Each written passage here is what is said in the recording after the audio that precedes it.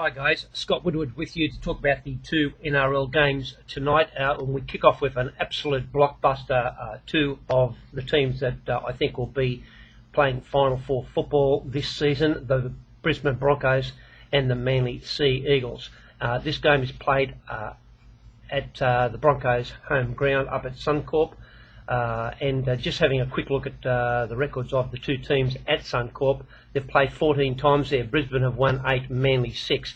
But the last 9 times these two teams have played, Manly have in fact won 6 of those games. And of course, they beat them last start to knock them out of the competition in the NRL last year before Manly went on and won the grand final.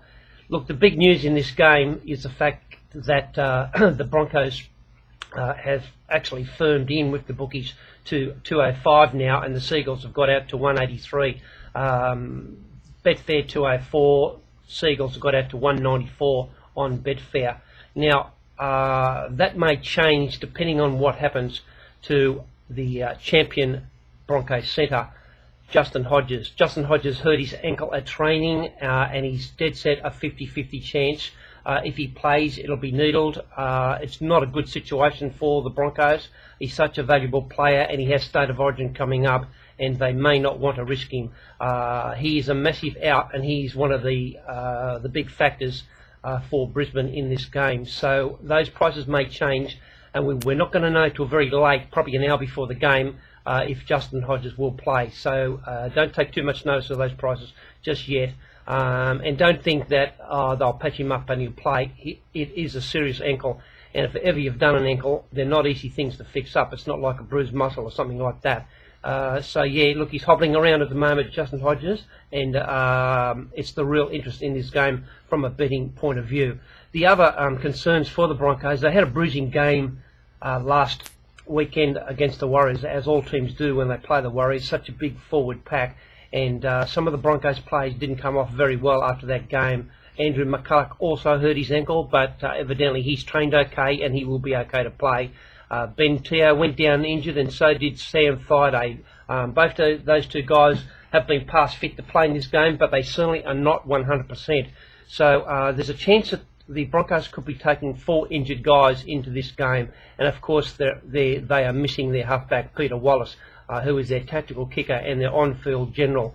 And in all honesty, he is absolutely crucial to them. You saw what happened when he went off the field last week. They just fell apart, and they had to rely very much on Corey Norman and Ben Hunt. Ben Hunt coming off the bench. But that's when you need a guy to take over. And Corey Norman, he just had no idea. His short tactical kicks were an absolute disgrace. He can't put up a good bomb. And he's just a very good ball runner. Look, I think the guy is a fullback. I don't think he's a 5'8". He runs well, he breaks the line well, he does all those things well, but that's when you want your halfback to have some control and to think a little bit tactically, know when you have to throw the ball out wide, know when you have to kick it and kick it properly. And Corey Norman hasn't shown me that he can do that. He's certainly not going to be the long-term 5'8", unless he can prove out of sight for mine. He gets all the raps from the media, everyone keeps rapping him and all that sort of thing, but he was highly, highly disappointing last week when his halfback went off. He's had the whole week to prepare this week with Ben Hunt, so we can expect an improved performance from him. And Ben Hunt starting, obviously he will go much better as well. And let me say, they need to, because they're up against probably the best halfback in the world in Daly Cherry Evans, and I say that with Jonathan Thurston playing 5'8".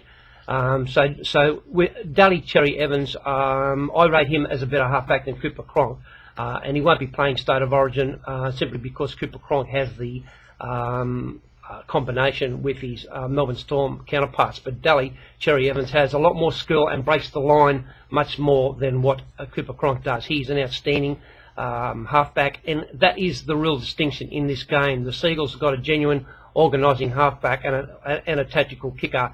And I just think that may be the difference. And at the prices, I can only be on the Seagulls in this game. There's no doubt about that. Liam Forum is still deputising for his brother. And while he's not as good a player as his brother, I think he's a better tactical kicker. So he actually complements Cherry Evans very nicely. And there's a lot of players in this Manly team that are borderline chances for the State of Origin that you can expect to be revved up. Anthony Watmoe is no moral to be playing State of Origin. You can expect a big game from him. Jamie Buhrer has been mentioned, and there's no doubt he'll be busting his gut to try and get on the bench or even start as hooker for New South Wales. And Glenn Stewart will want to be a starter in the State of Origin. So I think all those guys will be busting their guts. And of course, Brett Stewart needs to put in another good one if he wants to consolidate that fullback position. There's a chance that Dean Warre may come in and start for David Williams on the wing, but that's like for like. That's no big deal there. Not quite sure if Luke Capewell for the Broncos will be swapped around, and they may bring in another guy to cover for hooker. I guess that will depend how these guys come up this afternoon. But look, it's going to be a great game. We'll get a very good handle on the premiership from this game. Both teams are missing key players, but I think the guys that have come up better out of it all is the Seagulls. I like backing teams when they've just been hammered by the Warriors, and the Seagulls are in good shape for this game, despite the fact they haven't got Liam Foran and they haven't got Tony Williams. I think the guys that have come in for them give them a good feel and a very good balance. And I want to be on the Seagulls at the prices, but it'll be a great game. Can't wait till it starts. The other game on the Friday night, the Bulldogs versus the Gold Coast, and there's a big change here in the betting because there's some big ins, as we predicted to members early this week, that it may very well happen, and it has happened. The Gold Coast have got two very big ins, and they've firmed from $3.75 into $3.40 now, with the Bulldogs going out from $1.27 to $1.36. And before I talk about the big ins, just have a look at the head-to-head. The head-to-head at Suncorp Stadium, where they're playing. This is an away game for both teams.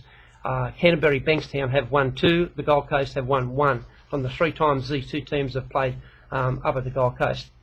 Now, we suggested that there's a very good chance that the Titans may get their captain and halfback tactical kicker Scott Prince in, and in fact that has happened. He comes in, and Beau Champion also comes in. So Beau Champion will come in and replace Dominique Peyroux, and I don't have a high opinion of Dominique Peyroux. Beau Champion is an outstanding player, very good defender, very good hole runner, and he's a class act.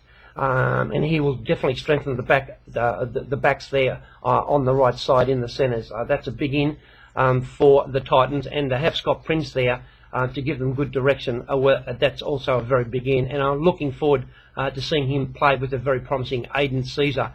This is the best looking Titans team that we've had in 2012, and I think there's a very good chance that they can really take this game to the Canterbury Bulldogs just at the prices. You have to like what you're seeing from the Canterbury Bulldogs. There's no sign yet of them getting their halfback as well. I thought there was a chance that Trent Hodkinson would come in. They've been lacking a tactical kicker in recent weeks, and I thought there's a chance that he may play, but it doesn't look like he will at this stage. My mail hasn't come along that he's going to play, but all the mail is for the Titans' big ins. So look, the concern for the Titans is obviously Ben Barba. Ben Barba is just amazing. He is an amazing player. I just can't believe what he does every week. And if they can semi-control him, I think they have a very good chance of winning this game at very big odds. And I certainly think they're a good chance of covering the line. So look, very entertaining game this, the Bulldogs versus the Gold Coast. I think you'll see plenty of ball movement and a lot of tactical kicking. But if the Titans can't go close to winning this game with this team that they've got on the field, I think they're going to be struggling to win a game at all this year. I think this is a good side that they've got. They're not going to get much better than this side, and I give them a good chance to take this game to the Bulldogs.